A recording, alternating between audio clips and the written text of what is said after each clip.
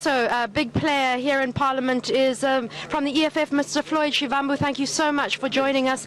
I was surprised you guys didn't cause any trouble today. I mean, there wasn't much in terms of reaction. What deal have you struck with the President to keep order in the House? We've got no deal with anyone. We've got no deal with Cyril Ramaphosa. Like the EFF consistently comes to Parliament and complies with the rules of Parliament. But if there are issues that we've got to raise that are not consistent with Parliament, we raise them. Whether there's threats of violence from the parliamentary security and everything else there. So there's no deal that we've got with anyone. That is how Parliament operates. That is how we've operated since we arrived there in 2014. How is Mr. Malema feeling after the allegations that there was a threat made against him from within Parliament? Did you report it to the police, and has he got extra security?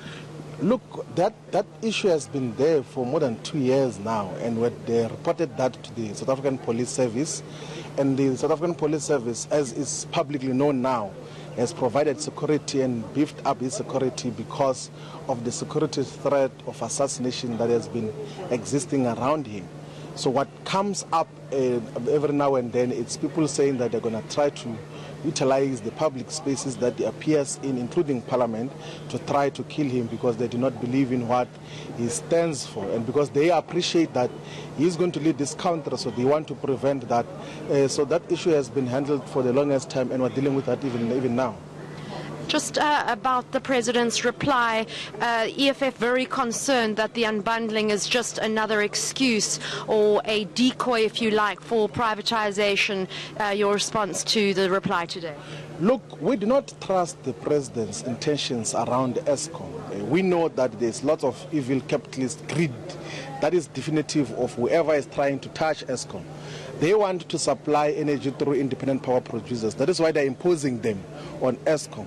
So even if the generation component of Eskom or the unbundled Eskom is not privatized, they are still going to insist that independent privately owned generators of electricity should supply Eskom like they're doing now.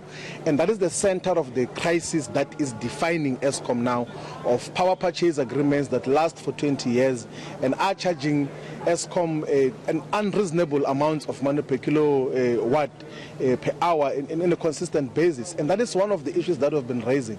But also we cannot trust a government that has spent more than 200 billion building 2 power stations that are dysfunctional now, that are not plugged into the national grid. How more can we trust such people with unbundling of an entity which, if it's properly led, can provide reliable electricity to all South Africans? So if they go and try to unbundle it, the reality is that we'll be left with no Eskom at all. So we cannot trust the President, we cannot trust the ANC government with unbundling of Eskom, and we know that there is always evil intentions with the whole process of trying to unbundle Eskom. Thank you so much, Mr. Floyd Shivambu from the EFF.